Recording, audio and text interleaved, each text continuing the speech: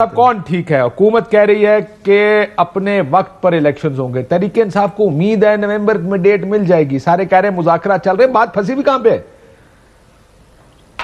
کاشف صاحب مجھے تو لگ یہ رہا ہے کہ سب جتنے بھی اس وقت پلیئرز ہیں، جتنے سٹیک ہولڈرز ہیں، وہ تمام کے تمام پھنسے ہوئے ہیں. عمران خان صاحب پہ یقیناً دباؤ ہے، جس کا بھی کلاسر صاحب بھی بات کر رہے تھے کہ یہ جو مومنٹم ہے ان کی مقبولیت کا، کیا یہ جو ہے اگلے کہتے ہیں نا ستمبر تک یا جب بھی انتخابات ہوتے اکتوبر میں اگلے برس اس وقت تک مینٹین کر سکتے ہیں نہیں کر سکتے؟ یہ بہت بڑا چیلنجنگ ان کے لیے ایک سوال ہے. اچھا، اسی طرح حکومت کے سامنے ایک بہت بڑا وہ ہے کہ ڈیلیور حکومت نہیں کر پا رہی ہے، اور حکومت کے ایک وہ ہے کہ نہ یہ نگل سکتے ہیں نہ اگل سکتے ہیں. کہ اس وقت جو ہمارے معاشی صورتحال ہے، مفتاح صاحب خود نون لیگ تسلیم کرتی کہ فیل ہو گئے، حالانکہ انہوں نے کچھ جو کہتے ہیں پالیسی ایکشن جو تھے صحیح تھے ان کے. اسی طرح جو اسحاق ڈار صاحب ہیں وہ بھی فیل ہو چکے ہیں. معیشت آپ کی سنبھلنے نہیں جا رہی ہے. انہوں نے مصنوعی طریقے سے اگر ڈالر کہا ہے کہ جی 220 کا مل رہا ہے، تو اصل جو کرو مارکیٹ یا گرے مارکیٹ ہے وہاں تو 236 پہ مل رہا ہے. اچھا، اسی طرح ہمیں پتہ ہے کہ جناب آپ نے پوری اپنی اکانومی کا گلا گھونٹ دیا ہے، ایل سیز نہیں کھل رہی ہیں، لوگوں کے کاروبار بیٹھ گئے ہیں. تو اس وقت جو ہے جو ہماری معیشت ہے وہ ریوائیو ہونے فوراً نہیں جا رہی ہے. اور جو بھی پھر شرائط ہوں گی پیسہ لینے کی ملٹائی لیٹرل کے ساتھ، یا اگر جو آپ کو بائی لیٹرل فنڈ ملتے تو بڑی کڑی شرائط کے ساتھ آ رہے ہیں. اس کے بدلے پاکستان کیا دے گا، یہ بہت بڑا سوال ہے. امریکہ مائی باپ اگر آپ کی مدد کرتا ہے تو وہ there is no concept of free lunch in U S. تو یہ بھی ایک بہت بڑا سوال ہے. تو حکومت پھنسی ہوئی ہے کہ اگر یہ سمجھتے ہیں کہ جی ہم ایک سال میں چیزوں کو بہتر کر سکیں گے، جو سب پوری ایک گلوبل ریسیشن چل رہا ہے اس پہ پاکستان پھنسا ہوا ہے، تو مجھے امید نہیں کہ جی ہمارے یہاں جو ہے چیزیں جو ہیں اپ سائڈ پہ جائیں گی. تو یہ ایک حقیقت ہے. پھر تیسرا ہمارا فریق اسٹیبلشمنٹ. نہیں سر، لیکن یہ تو آپ نے وہ کہا نا جو نہیں ہو سکتا. میں تو یہ جاننا چاہ رہا ہوں کہ اس وقت ہو کیا سکتا ہے اگلے مہینے تک؟ اس وقت کیا آپ لانگ مارچ دیکھ رہے ہیں؟ پہیا جام ہوگا زیادہ، دھرنے ہوں گے جگہ جگہ، شہر بند ہوں گے. پلان یہ ہے، پلان لانگ مارچ لے کے اسلام آباد کا فواد صاحب نے کل تو کہا کہ اسلام آباد تو آنا پڑے گا. آئی ایم شور آئیں گے، اسلام آباد بھی آنے کا ہوگا، لیکن کہا جائے گا جہاں جہاں آپ کو روکا جائے، جی ٹی روڈ بند کر دیں، موٹر وے بند کر دیں، یا شارع فیصل بند کر دیں، مال روڈ بند کر دیں. یہ پلان ہے بنیادی طور پر تحریک انصاف کا کہ شہر کے شہر جیم کر دیے. اگلے مہینے آپ کو لانگ مارچ نظر آ رہا ہے؟ اس طرح کے واقعات نظر آ رہے ہیں، یا آپ کو الیکشن کی طرف جاتا ملک نظر آ رہا ہے؟ پی ٹی آئی میں کہیں یہ سوچ کار فرما ہے کہ لانگ مارچ کے بغیر جو ہے ان کو الیکشن کی ڈیٹ مل جائے. اور جو وہ لوگ ایک کہتے ہیں نا شیڈو باکسنگ کر رہے ہیں، جو یہ دباؤ ڈال رہے ہیں بغیر لانگ مارچ کا کیے، صرف لانگ مارچ کا کہہ کے، اس کے بدلے ان کو جو ہے وہ مل جائے الیکشن.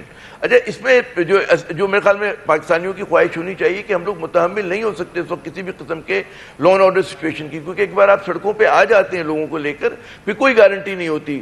رانا ثناء اللہ کس طرح سے رد عمل کا اظہار کرتے ہیں، کیا چیزیں جو ہیں ہاتھ میں رہتی ہیں، جو مارچ ہے وہ پرامن رہتا ہے نہیں رہتا. ہمارے یہاں پھر دہشت گردی کا فریت ہے، لوگ سلپ کر کے کیا سے کیا کر دیتے ہیں موومنٹ کو، ہم اس کی کوئی گارنٹی نہیں لے سکتے. دوسری بات یہ کہ کرش بھی کر سکتی ہے حکومت کے پاس وہ طاقت ہوتی ہے کہ جہاں پر وہ پیٹ پاٹ کے گولی چلا کر آنسو گیس پھینک کر وہ چیزوں کو کنٹرول کر سکتی ہے. لیکن عامر صاحب ایک let me throw a spanner because you're from Karachi. let me throw this at you. سنیے گا خواجہ اظہار صاحب نے کل کیا کہا ہمارے ساتھ. آپ کو کیا لگتا ہے کہ ان قریب آنے والے دنوں میں ایم کیو ایم آپ کو حکومت میں نظر آ رہی ہے یا اپوزیشن میں نظر آ رہی ہے؟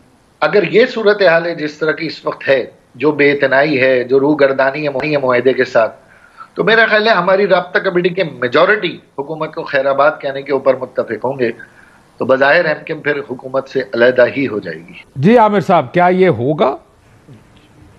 میں اسی طرف آ رہا ہوں کہ امید کہیں پر کسی گوشے میں یہ ہے کہ جی ہمیں لانگ مارچ کرنے کی ضرورت نہ پڑے، اور غالباً کچھ اناؤنسمنٹس کا انتظار ہے. اور اس میں یقیناً اس وقت ایم کیو ایم بڑی اس میں ایم کیو ایم کی قیادت خود بہت زیادہ دباؤ کا شکار ہے. ایم کیو ایم کے اندر بہت زیادہ تقسیم بھی ہے اور بہت زیادہ ان کے اوپر پریشر بھی ہے کہ جناب ہم لوگ جب پیپلز پارٹی کے دامن سے بند گئے جا کر ایم کیو ایم والے، اور وہ نون لیگ کے ساتھ مل گئے، اس کے بدلے ملا تو کچھ نہیں، صرف استعمال ہوئے.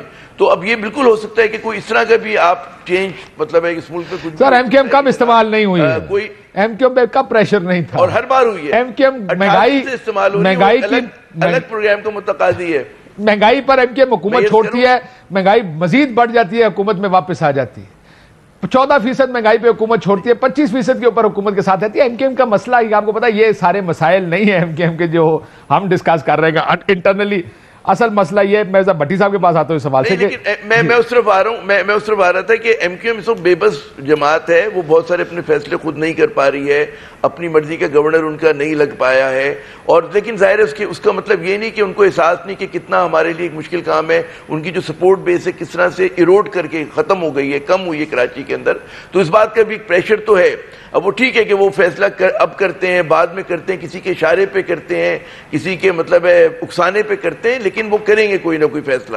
اور جو بات رہ گئی تھی نامکمل وہ یہ کہ دیکھیں تیسرا جو فریق ہے اسٹیبلشمنٹ وہ بھی پھنسا ہوا ہے، ان کو احساس ہے کہ پاکستان جو ہے یہ جو سچویشن ہے آج کاشف صاحب وہ سسٹینیبل نہیں ہے۔ سر یہ تو خیر دیکھیں یہ ڈیبیٹیبل بات ہے، I understand there is a view کہ یہ سسٹینیبل نہیں ہے، دوسرا ویو یہ کہ یہ سسٹین کر جائے گا، سارا کچھ کر لیں گے، ہونا چاہیے۔